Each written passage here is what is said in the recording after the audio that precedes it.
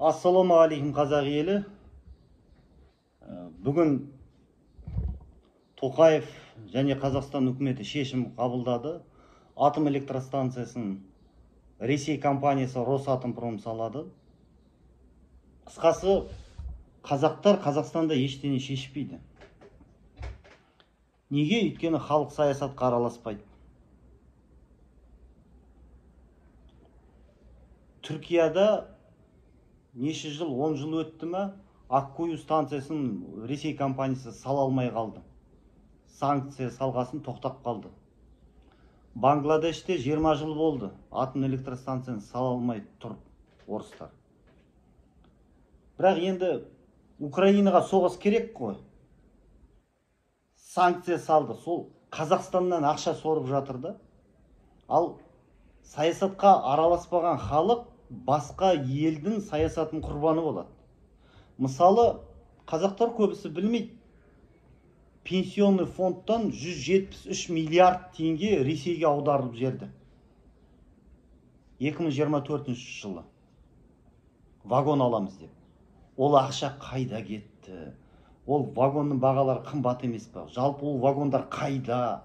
Сапасы қандай? Бұл халықтың ақшасы 20-30 жыл әке-шешелерін соны жинап, біз алдық та жай Ресейге аудара салдық. Енді Ресей соғысты жалғастырып жатыр ғой, ақша жоқ. Ақшаны қайдан алады? Қазақтан алады. Неге? Өйткені қазақтар саясатқа араласпайды. Тоқаев бұйрық береді, парламент қол көтереді, сонымен ақша аударыла береді. Енді мынау Назарбаевтың кланын ығыстырып, сол ақшаны қазір мынау ұлттық қор бар ғой. Назарбаев соны болашақ ұрпақ соны жұмсайды, қиын жағдай болса деп, сол ақшаны қазір мысалы Тоқаев санкцияға ілінбеу үшін не істейді? Сол Швейцарияны ақшаны алады да атом электростанцияға деп орыстарға төлеп отырады. Орыстар сол ақшамен ары қарай соғысады. Осы саясат. Қарапайым сөзбен. Ал байқадыңыздар ма?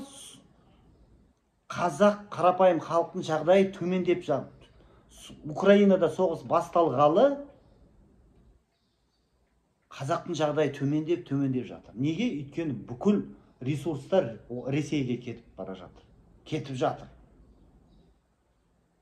Сондықтан егемендікке күрес әлі алда. Біз егеменді ел емеспіз. Қаңтарда біз егемендігімізден айырылдық.